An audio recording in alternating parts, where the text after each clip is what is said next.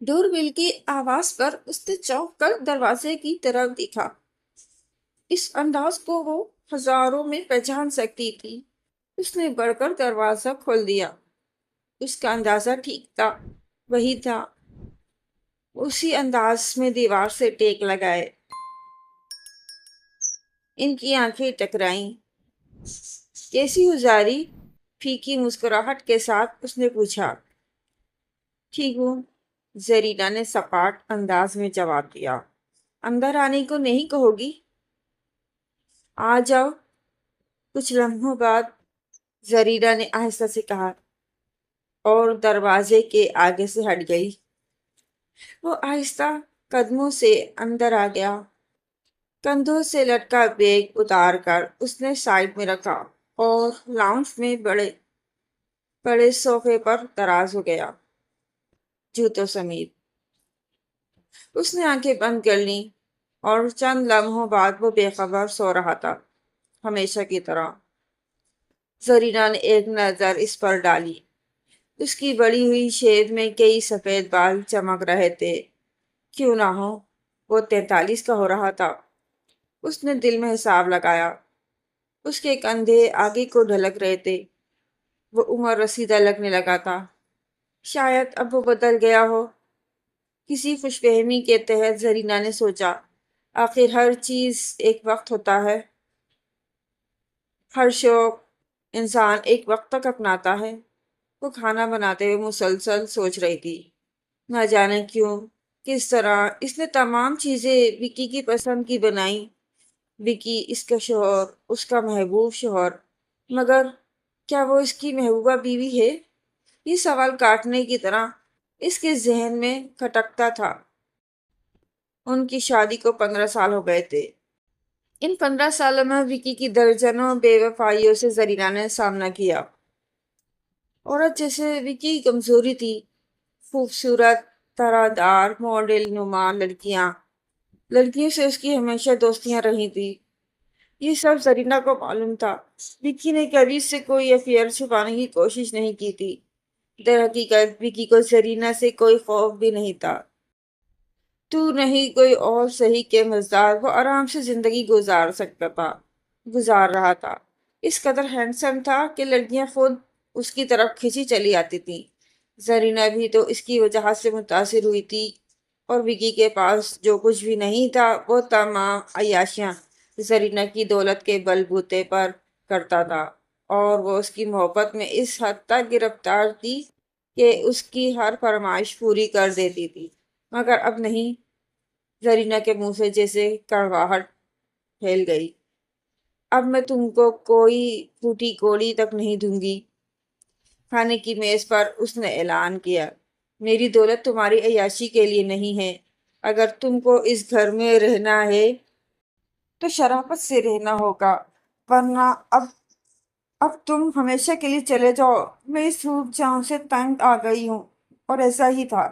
وکی کو جب کوئی لڑکی پسند آتی وہ گھر سے غائب ہو جاتا، پھر ہفتوں بعد انتہائی ڈھٹائی سے واپس لوٹ آتا، اپنی تمام زرینہ سے ہتھیائی ہوئی جمع پونجی لٹا کر۔ مگر اب 15 سالوں میں اس بے وفا کے لیے زرینہ کی محبت میں کمی آتی جا رہی تھی۔ وہ اب اپنے دل میں مزید ہمت نہیں پاتی تھی کہ اس کی حرکات برداشت کرے۔ کافی بناتے ہوئے اس کے ہاتھ تیزی سے حرکت کر رہے تھے۔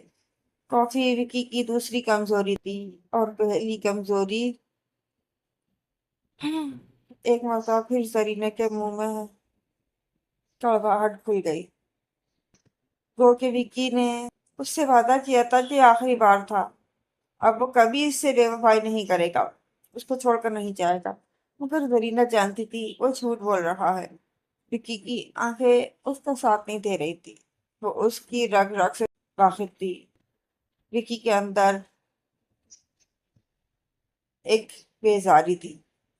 کیوں نہ ہو، وہ 42 کی ہو رہی تھی، ڈھل رہی تھی۔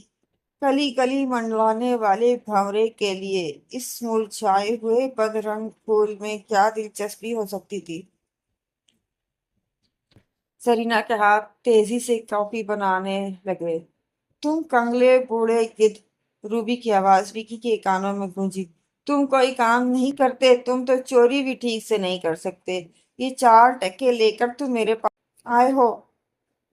وہ ٹھیک ہی تو کہہ رہی تھی۔ روبی ایک بے پناہ حسین، کم عمر اور بے حد لالچی لڑکی تھی۔ بچپن سے سرکس میں کرتب دکھانے کی وجہ سے اس کا جسم اس کی شکل سے بڑھ کر حسین ہو گیا تھا۔ پتہ نہیں روبی کی وکی سے ملاقات کب اور کیسے ہوئی، مگر اب وہ اس کی کمزوری بن گئی تھی، اور زندگی میں پہلی مرتبہ وہ ہمیشہ کے لیے کسی ایک کا ہونا لگاتا۔ جی ہاں، روبی کا۔ مگر روبی ایسا نہیں چاہتی تھی۔ کچھ عرصے وکی کے پاس رہ کر جب وکی کے پیسے ختم ہو گئے تو اس نے وکی کو گڈ بائے کہہ دیا۔ اگر آپ اپنے بے حد امیر بیوی کے زیورات چرا کر لا سکو تو میرے پاس آنا، ورنہ نہیں۔ مگر کیسے؟ وکی نے سوچا۔